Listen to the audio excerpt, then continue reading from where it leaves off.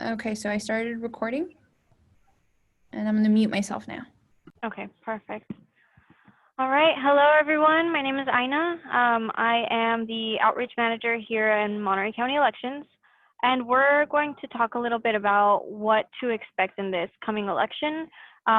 It's only about 20 days away, so it's time that we get prepared. So let's go over a little bit about what to expect. Most voters have already received their ballot in the mail, but we will also have some in-person options available for those who need in-person assistance. So we will have 2 early voting locations, our main office here in Salinas, and then we will also have a satellite office in the Embassy Suites in Seaside. So those 2 options are open. They opened October 5th, and they will be open until the day of the election, November 3rd. And we also have our polling places open on election day. And we have locations throughout Monterey County. Just be sure that if you do go to a polling place, you find out which is your assigned polling place. And we'll go into detail in later slides. This is more or less what Monterey County looks like. So on the right, we have a pie chart.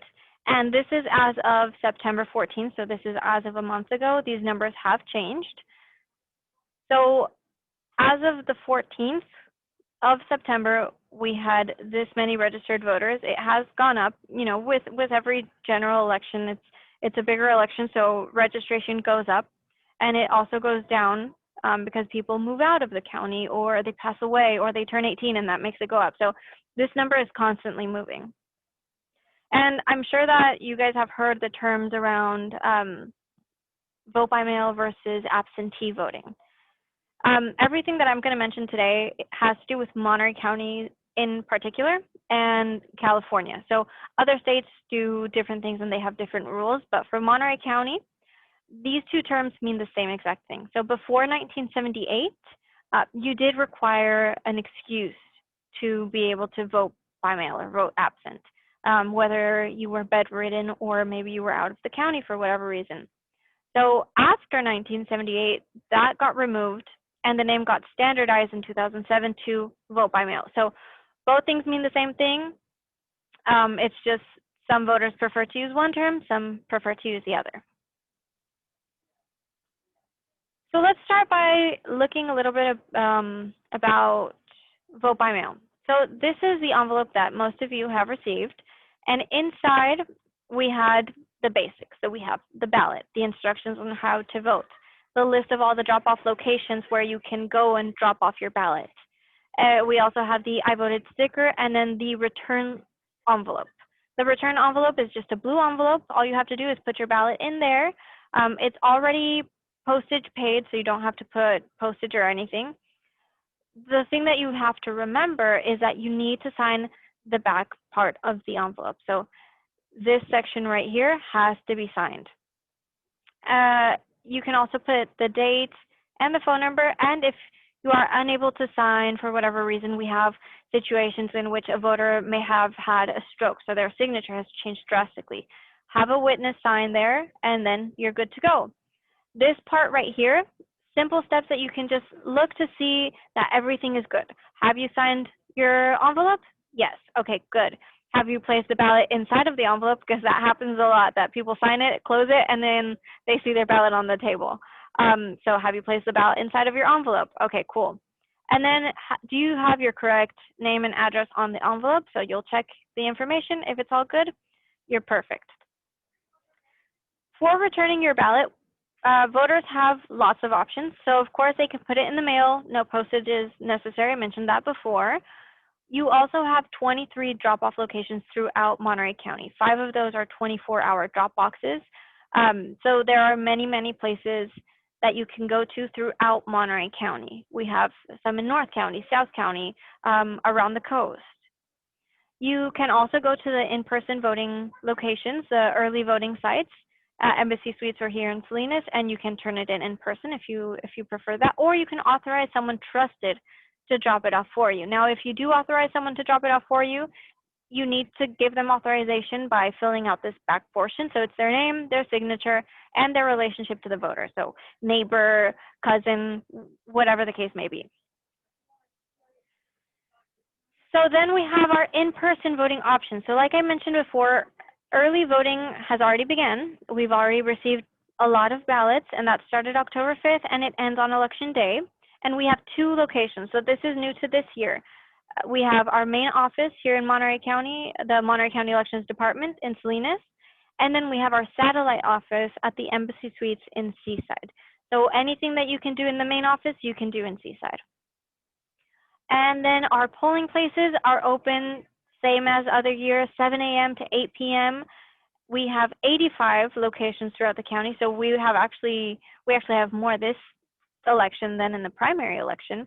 But some locations have changed. We had to see if they met the requisites for COVID-19. So if a place was too small or maybe we couldn't do the spacing right, we had to change it. So like I mentioned before, if you are going to go to the polls because you require assistance, please make sure that it is your correct assigned polling place, just to make things easier. So in the beginning of the election, we needed poll workers. There was a poll worker shortage. Luckily, the community has come together, and it looks like we're good in this regard. We have a lot of young people stepping up to the plate, helping out the community, but we still need reserves. So in the case that someone gets sick or something comes up and they just can't serve on election day, we need backup people, people to be on call essentially, so that if someone doesn't show up, we can call them and say, hey, are you willing to come down? And then they go. So if you want information on that, please call our poll worker hotline. That is 796-1485. Or you can just email mcepollworker@co.monterey.ca.us, and we will give you all the information you need. You can even call if you're just interested in hearing a little bit about what it works. So there's no, you don't, just because you call doesn't mean you have to, but you can get that information over the phone, which is great. I think one of the most important things of this election is being prepared, and that means checking your voter status, making sure that all your information is up to date. We want to make sure that your address is correct, your name is correct. So visit voterstatus.sos.ca.gov, plug in your information and see your voter record, or you can just call us and we can give you that information as well. So once you check your voter status and everything is good to go, then you just have to wait for your ballot. If it hasn't already come in, give us a call and we can make sure that it gets to you. Or if you do have to make any changes, you can visit Register to Vote and register. The deadline to register to vote is coming up. It's October 19th. That's this Monday. So if you do have to make any changes, please do so before that deadline. Then we also have 2 tools that are very useful for voters. We have Where's My Ballot? This is a service, it's a free service where you sign up and you get notifications when your ballot arrives to our office, when it's counted, or if you forgot to sign your ballot for whatever reason or your envelope, it will also notify you. So that's a great tool to use. And then we also have Informed Delivery, and Informed Delivery, it just, it sends you a picture. This is a USPS service, and it sends you a picture of the mail that's going to arrive to you. So that includes the ballot as well.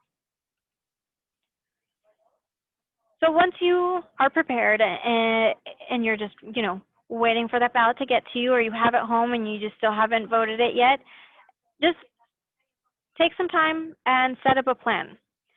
So what I mean by setting up a plan is set up a time and date where you're just going to sit down and look over your ballot, when you're going to do your research so that you can determine what you're going to vote on. You can also look at all the return locations, see where on the list or which one of those locations is most convenient for you. Or if you are going to vote in person, look at all the places, make sure you know which is your polling location. Or if you're going to vote early, are you going to go to Salinas? Are you going to go to Seaside? Now, if you are going to vote in person, we do ask that you wear your mask. Or we also have outside voting, and we have curbside assistance for those who don't want to come into the office. So that's a great opportunity that we're giving. So we're calling it voting al fresco. And then curbside voting, you can vote in your car. So someone from the staff will bring you your ballot, you vote in your car, and then you just hand it in, and that's it. So here are some important election dates to keep in mind. October 5th, this one already passed. This was the start of the election season. It was the first day that early voting began, and it is the day by which we sent out the ballots. The next important deadline is coming up. That's October 19th. So that's Monday, and that is the last day to register to vote or to make any updates to your registration. Now, let's say you forget to register by that deadline. It doesn't mean you can't vote. You would just be voting during the conditional voter registration period. So October 20th to November 3rd is a conditional voter registration period. And you still can vote. You just have to put a little bit extra effort in because you missed that deadline, and you have to come in person to either our office here in Salinas or to the Seaside location. And then finally, we have Election Day, November 3rd, and this is the last day to return your ballot. So if you still have it at home, make sure you send it in by that day. And if you have any questions related to the election, you can give us a call or you can email us. We have staff here waiting on the lines so that if you do have any questions, we can, give you your answers and help you out. Or you can visit our website. We have a section that is purely dedicated to this election that's coming up, and we have frequently asked questions and all the most current information for that. Thank you so much for viewing this presentation. And again, if you guys have any questions, please feel free to contact us. Thank you.